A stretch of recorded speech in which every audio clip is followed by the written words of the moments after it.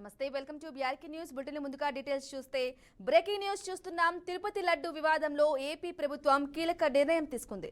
లడ్డు తయారీలో కల్తీ నెయ్యిపై విచారణకు సిట్ ను ఏర్పాటు చేస్తూ ఉత్తర్వులు జారీ చేసింది. సిట్ చీఫ్ గా గుంటూరు రేంజ్ ఐజీ సర్వశ్రేష్ఠ త్రిపాఠిని నియమించినట్లు తెలుస్తోంది. సిట్ లో విశాఖ రేంజ్ డీఐజీ గోపీనాథ్ జెట్టి, కడప ఎస్పీ హర్షవర్ధన్ రాజుతో పాటు మరికొందరు డీఎస్పీలు, సిఐలు, ఎస్ఐలు ఉండనున్నట్లు సమాచారం.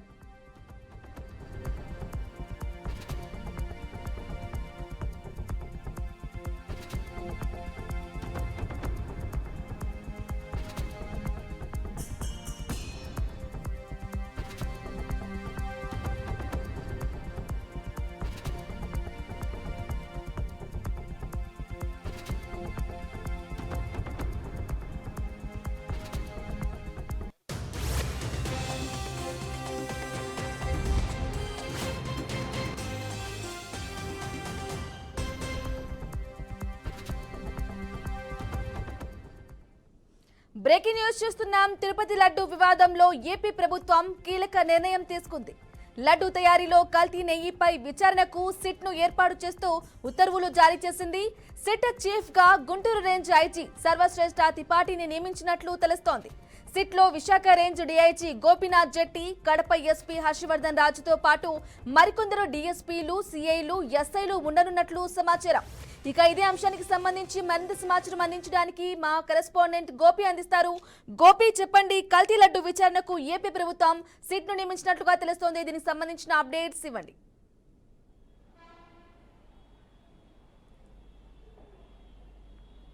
బ్రాహ్మణి మొత్తం మీద శ్రీవారి లడ్డూ ప్రసాదాల్లో అనిమల్స్ ఫ్యాట్స్ కలపడం పైన ఇప్పటికే కూడా ప్రభుత్వం చాలా సీరియస్గా తీసుకోవడం జరిగింది. అందువల్లనే గత కొద్ది రోజుల నుంచి కూడా వివాదానికి అంటే పెద్ద ఎత్తున జరిగిన నేపథ్యంలో నిన్న కూడా తిరుమలలో టీటీడీ వైపు నుంచి కూడా అంటే శాంతి హోమాన్ని నిర్వహిస్తూ కూడా అర్చకులు నిర్వహించారు. టీటీడీ అధికారులు కూడా ఇచ్చినటువంటి ప్రభుత్వానికి ఇచ్చిన నివేదిక ప్రకారం ప్రభుత్వం ఇప్పటికే చంద్రబాబు కూడా దీనికి సంబంధించి కీలక వ్యాఖ్యలు చేయడం జరిగింది చాలా సందర్భాల్లో.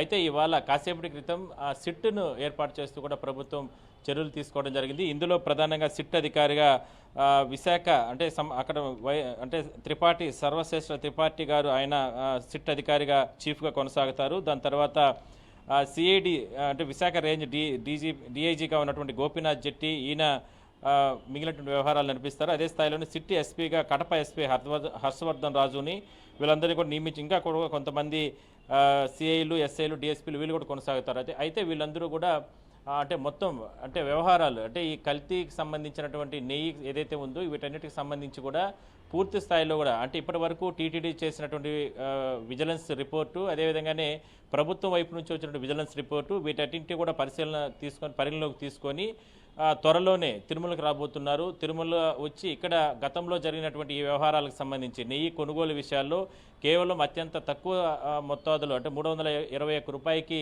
నెయ్యి టెండర్లను అప్పుడు ఉన్నటువంటి అధికారులు ఎట్లా కేటాయించారు, ఇందులో ఎవరెవరి ప్రమేయం ఉంది, మరి ఇంత బాధ్యతారహితంగా అంటే ఒక ఐఏఎస్ అధికారులుగా ఉన్నటువంటి వీళ్ళు ఇంత బాధ్యతారహితంగా ఎందుకు ఎవరికి పడితే వారికి ఇట్లా టెండర్లు కేటాయించారు, క్వాలిటీగా ఉన్నటువంటి కంపెనీలు కాకుండా అంటే ఇప్పుడు ఉదాహరణకి అంటే చెన్నైకి సంబంధించినటువంటి ఏఆర్ కంపెనీ పైన ఇప్పుడు చర్యలు తీసుకున్నారు కాబట్టి ఇలాంటి కంపెనీకి ఎట్లా అంటే ప్రాసెస్ ప్రకారం లేకుండా ఎట్లా చేశారు, ఇవంతా కూడా బోర్డులో చర్చించే నిర్ణయం తీసుకున్నారా లేదా, మరి ఆ సందర్భంలో అప్పుడు పనిచేసినటువంటి చైర్మన్కి తెలుసా తెలియదా, వీటన్నిటి మీద కూడా విచారణ కొనసాగే అవకాశం అయితే ఉంది. దాదాపుగా ఇప్పటికే రకరకాల ఆరోపణలు వస్తున్నాయి. నెయ్యికి సంబంధించి ప్రతిరోజు కూడా 1500 నుంచి 20,000 లీటర్ల వరకు కూడా నెయ్యి అవసరం ఉంటుంది. శ్రీవారి లడ్డూ ప్రసాదాల్లో ప్రతిరోజు 3 నుంచి 4 లక్షల లడ్డూలు భక్తులకి పంపిణీ జరుగుతూ ఉంటుంది. స్వామి కైంకర్యాలకు సంబంధించి కూడా రకరకాల ప్రసాదాలు స్వామి నైవేద్యంగా పెట్టాల్సిన అవసరం ఉంటుంది. మరి ఆ సందర్భాల్లో ఈ అనిమల్స్ ఫ్యాట్స్ కలిసినటువంటి నెయ్యే అంటే ఉంది కాబట్టి దీనిపైన పూర్తి స్థాయిలో చర్యలు తీసుకోవాలనేది ప్రధానంగా భక్తుల డిమాండ్. అందువల్లనే ప్రభుత్వం కూడా ఒక దర్యాప్తు సంస్థను ఏర్పాటు చేయడం జరిగింది. అందులో భాగంగానే త్రిపాఠి నేతృత్వంలో ఈ సిట్ వ్యవస్థ ఏర్పాటు అయిన నేపథ్యంలో వాళ్ళు అతి త్వరలోనే రేపు ఎల్లుండి 2-3 రోజుల్లోనే పూర్తి స్థాయిలో కూడా దీనికి సంబంధించినటువంటి కేసు స్టడీ చేసి దాని తర్వాత చర్యలు ప్రారంభించే అవకాశం అయితే ఉంది. అయితే ఒక్కసారిగా ఇప్పటికి చాలామంది వాళ్ళ అభిప్రాయం చెప్తున్నారు. అంటే భక్తుల మనోభావాలు దెబ్బతీసే విధంగా ఈ రకంగా గతంలో వ్యవహరించారు కాబట్టి వాళ్ళపైన కఠిన చర్యలు తీసుకోవాలంటూ కూడా రకరకాల వాళ్ళ అంటే భక్తులు తిరుమలకు వచ్చిన భక్తులు అందరూ కూడా చెప్తున్న నేపథ్యంలో ప్రభుత్వం కూడా ఆ రకంగానే ముందుకెళ్తుంది. ఎట్టి పరిస్థితుల్లో కూడా ఈ విషయంలో రాజీ పడే అవకాశమే లేదు.